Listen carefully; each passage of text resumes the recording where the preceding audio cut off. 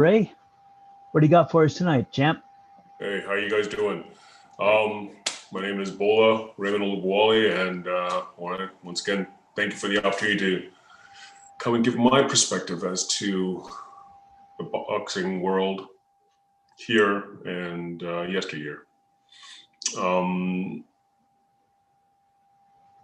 this is going to be the first of a host of shows that I'll be doing dedicated to some of the worst decisions in my and several other people's opinion in the professional boxing ranks. This episode is about the first fight between Evander Holyfield and Lennox Lewis. March 13th, 1999, Lennox, it saw the first unifying heavyweight title fight of since of that decade, and witnessed Lennox Lewis step into the ring against Evander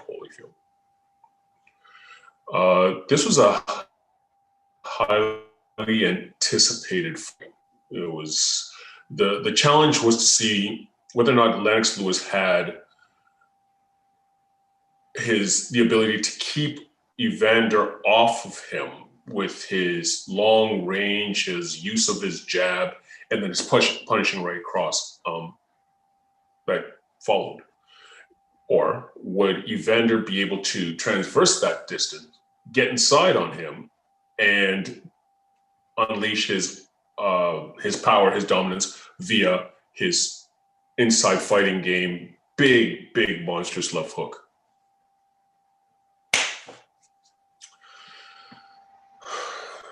The first round begins from the first two rounds, saw Lennox pretty much stand his ground and outfought Evander. He put his punches together very well, and Evander started really slow. He didn't do much. In the first round, Evander threw 17 punches and landed 7. In comparison to Lennox throwing 45 punches and landing 16.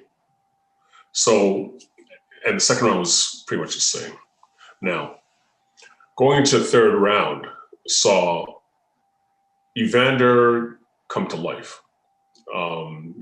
He was a lot more aggressive. He was able to get in on Lennox through a great deal of power punches in close range.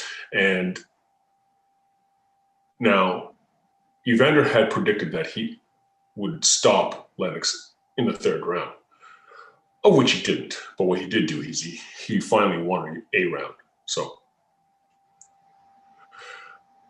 from the fourth round on, I think, muchly because of the fact that what happened in the third round, Lennox got on his bike and boxed beautifully from the outside, jabbing, changing up the jab, changing up the speed and the power of the jab, keeping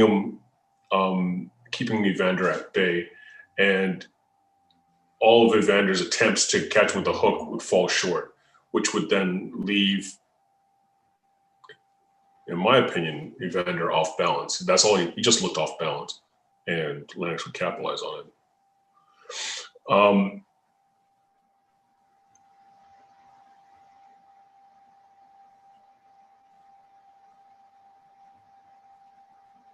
Go for the next with Lennox on bike and dominating. Showed that Evander had thrown 163 punches and landed 60, whereas Lennox had thrown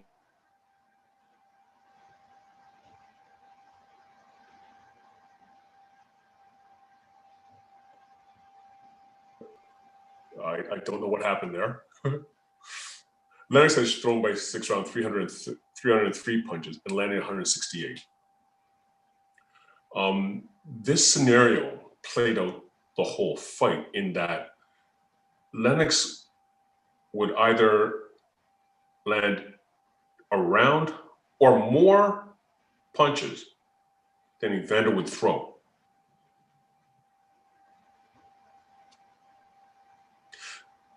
The 7th round comes out and finishes with Evander throwing 24 punches and landing 8, while Lennox threw 59 punches and landed 33. For Evander to win this fight from this, or if Evander won every round after this point in the fight, he's only deserving of a draw. Okay? Keep that in mind. CompuBox numbers don't lie. They don't lie. You see what the fight dictates, or what's happening in the fight via the stats. The next 2 rounds, pretty much the same. Lennox was just outboxed him comfortably, with the exception of the 9th round. Now, this is the only round where myself and Harold Lederman differed on scoring. I felt that even though Evander had some moments of success where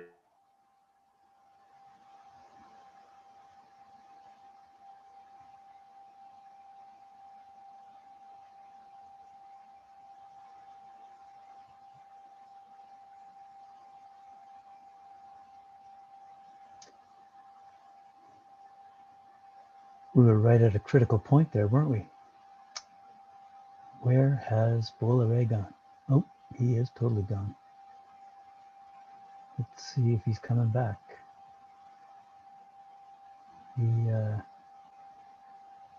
His kids must be on the internet as well at the same time, is all I can think. Gobbling up all his bandwidth. Wow, I was learning a lot from that blow by blow or round by round description of a great fight. In '99, I was transitioning from a company here to a company in Hong Kong, and missed this fight. So it's kind of neat to hear it in retrospect. More than 20 years later, I can't believe how time flies. But here we are, listening to heavyweight champ Bola Ray describe it as he saw it. And it'd be interesting to see if down the road, Big Ray decides to go off into the world of judging professionally. Sounds like he has the expertise. I still don't see him coming back on, but let's give him a few minutes. Hopefully he'll come back on. I certainly want to hear the end of this story and hear his thoughts as to what made it the worst decision, in his opinion, or one of the worst decisions in boxing. Think about the thousands of fights that have gone on throughout the 70s, 80s, 90s, let alone nowadays. Thousands of fights. You know, is it bad reffing, bad training of the refs, subjective, objective, the influence of certain people on these refs and or judges? Maybe it's time for a change. Maybe that's what Big Ray's getting at. Is it time for a change? I'm not seeing anything on my phone or anything on my laptop or on my big screens. Got a sneaking suspicion we've lost him. In front of you, live audience, I'm going to see if I can reach him by telephone. His iPad died. Oh my goodness. Well, let's see if you can hear this one. Ray? Ray, Yeah. Are you there? Yeah. Did your iPad die? No, What happened? I don't know. I'm sitting here. I was talking away. It was on, and then all of a sudden it said, I'm leaving the meeting. Yeah, you definitely left the meeting, all right. Really? You are not. You're not live anymore. That's for sure. Can you get back in? Yeah, I just punched in the meet. I'm still on the meeting, so it's the exact same Zoom room. Okay. Your loyal fans are waiting too.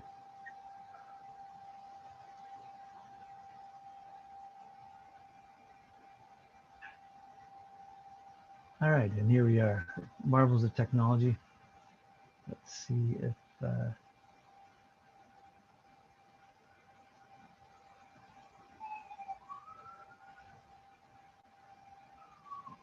wow.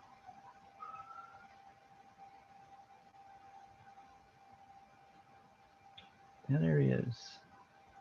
All right, hang on.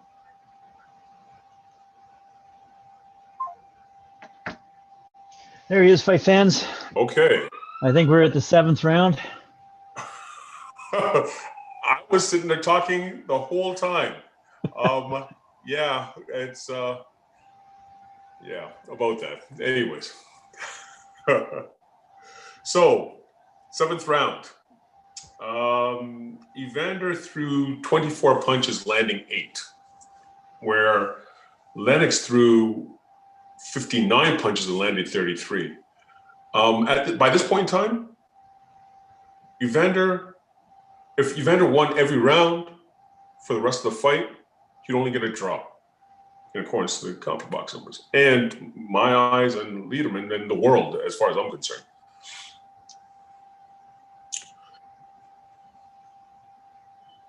The next 2 rounds pretty much, well, the next round went pretty much the same, but then the 9th round was the only round where Harold Lederman and I differed in our prediction as to what transpired. Evander found a lot more success with his stereotypical style, leaping inside with the left hook, throwing, banging. He was a little more aggressive and found, again, some more success. But when I felt that Lennox gave a hell of a lot more than he got, so I gave that round to Lennox, whereas Harold Lederman gave it to Evander. Going into the 10th round, Evander threw everything at him. He was aggressive. He threw the big punch combinations, but more importantly, he caught him quite a few times with both his fists and his head. In doing so, there was times when Lennox was sitting there complaining to the referee that he just got headbutted. And Evander just took that opportunity to land a few more shots. It is what it is. The last 2 rounds saw Lennox outbox Evander beautifully. He kept his distance. He maintained, like, he used his footwork, because when he did that, Evander couldn't find him. And he won the last 2 rounds. Now, I gave this fight to Lennox 10 rounds to 2, whereas Harold Lederman gave it to Lennox 9 rounds to 3. The CompuBox, the stats on this fight had Lennox throwing 613 punches and landing 385, to Evander throwing 348 punches and landing 130. What could go wrong? What could go wrong? Judge Gene Williams of South Africa scored this fight 115 to 113 for Evander. What fight was she watching? Like, genuinely, what fight was she watching? A little side caveat when it comes to scoring. It's a 10-point must system. So every round, one of the 2 combatants must get 10 points. The other person who loses the round gets 9. In the event that there was a knockdown then it becomes a 10-8 round. For every knockdown, a point gets deducted. There was no knockdowns in this fight. Therefore, you can look at the rounds. A perfect fight would be 120. I scored it 118 Lennox, 112, or 110 Evander, where Harold Lederman had 117, 111. This one had it 115, 113 Evander. For her troubles, she was suspended from reffing fights for 4.5 years. I don't think it was long enough.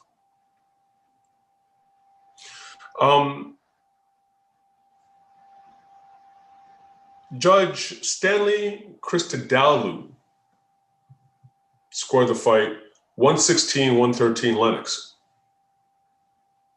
And Judge Larry O'Connell scored the fight 115, 115. This fight was seen as a draw. This was utter madness. Stevie Wonder saw that Lennox Lewis won that fight. What were they watching? What were they watching? November of that same year, a rematch occurred where Lennox corrected the wrong and got the W. Now, if you thought that the scoring was correct, then please give your head a shake and comment down below. If you liked this episode, please subscribe and hit the like button. It's your boy, Bola, and that's a scoop. Thanks very much. I appreciate all that tonight. Despite the technical difficulties, maybe we can get a GoFundMe campaign. What happened? Get your new internet connection. All right.